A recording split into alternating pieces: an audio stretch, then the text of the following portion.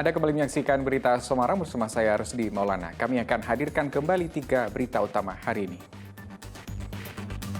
Diterjang angin puting beliung 10 kios di pasar tradisional Banjarnegara rusak. Kasus mutilasi di Ungaran Timur Semarang terbongkar. Pelaku tidak lain adalah kekasih korban yang tega memutilasi korban hanya karena tersinggung dengan ucapan korban. Rayakan Hari Anak Nasional, seorang anak yang menderita lumpuh otak berkesempatan bermain dengan cucu Presiden Jan Etes.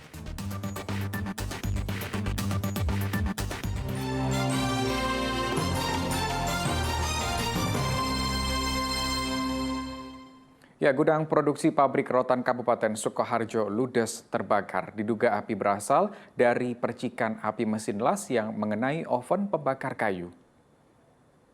Kejadian kebakaran di Windan. Kebakaran menghanguskan sebuah gudang produksi milik pabrik rotan swastama di Desa Gumpang, Kecamatan Kartasura, Kabupaten Sukoharjo. Kebakaran yang terjadi pada Senin pagi ini membuat karyawan pabrik panik. Petugas berusaha memadamkan api. Dibutuhkan waktu 3 jam untuk menjinakkan api. Diduga api berawal dari percikan api las yang mengenai mesin oven. Saat itu mesin oven tengah dipindahkan untuk proses produksi rotan. Kelihatannya percikan dari tukang las. Ini percikan dari api las loh. Nah, itu kan banyak hasilnya kotor-kotoran di merambat jadi kebakaran.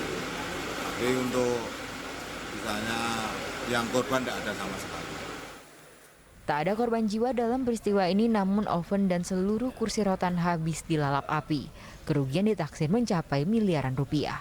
Heri Prasetyo melaporkan dari Kabupaten Sukoharjo.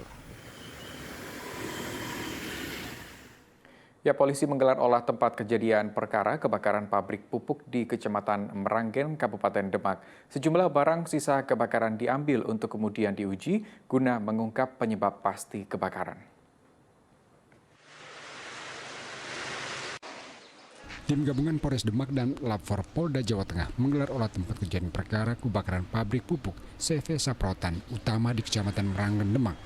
Tugas mengenakan masker lengkap karena sisa kebakaran berupa bau masih menyengat. Olah TKP difokuskan pada gudang B yang menurut saksi sebagai sumber api. Petugas menyita sejumlah barang sisa kebakaran untuk kemudian diuji di laboratorium untuk mengungkap penyebab pasti kebakaran. Saksi pada hari Kamis melihat kemarin api awal ada di gudang B, sehingga tim tadi pagi sudah datang ke sini dan melakukan rapat koordinasi di perusahaan Saprotan ini. Selanjutnya dari tim baik Polda maupun Polres melaksanakan olah TKP. Sekarang sedang berlangsung ya. Nanti kita tunggu hasil setelah selesai melakukan olah TKP. Olah TKP apakah masih ada bau-bau menyengat? Tadi di TKP ya, kami tadi turun ke TKP langsung masih ada bau menyengat, sisa-sisa pembakaran daripada pupuk tersebut. Namun untuk Sementara Ketua DPRD Demak mendesak pihak pabrik pupuk membersihkan sisa kebakaran berupa limbah kimia karena berdampak pada kesehatan warga dan juga rumah sakit Pelita Nugrah. Dampak kebakaran membuat sejumlah warga mengalami sesak napas sehingga dirawat di rumah sakit. Kami berharap untuk pihak pabrik untuk bisa segera memindahkan hal-hal yang terkait dengan limbah biar polusi udara ini tidak mengganggu di rumah sakit ini. DPRD akan berkoordinasi dengan pihak terkait untuk meninjau kembali perizinan pabrik pupuk ini. Taufan Yuda melaporkan dari Kabupaten Demak. Ya, merayakan Hari Anak Nasional bisa dilakukan dengan berbagai cara, seperti seorang anak penderita cerebral palsy atau lumpuh otak di kota Solo ini. Selain mendapat bantuan kursi adaptif, Yohanes Gabriel Bayu Pratama juga berkesempatan bermain dengan cucu Presiden Joko Widodo, Jan Etes.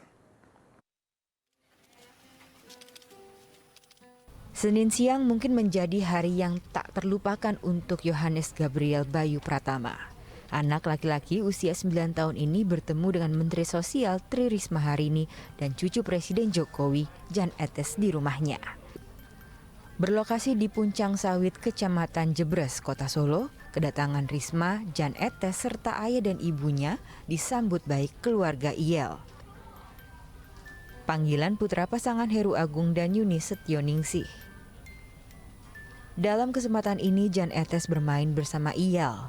Kedatangan mereka ke rumah IEL sebagai bagian dalam peringatan Hari Anak Nasional.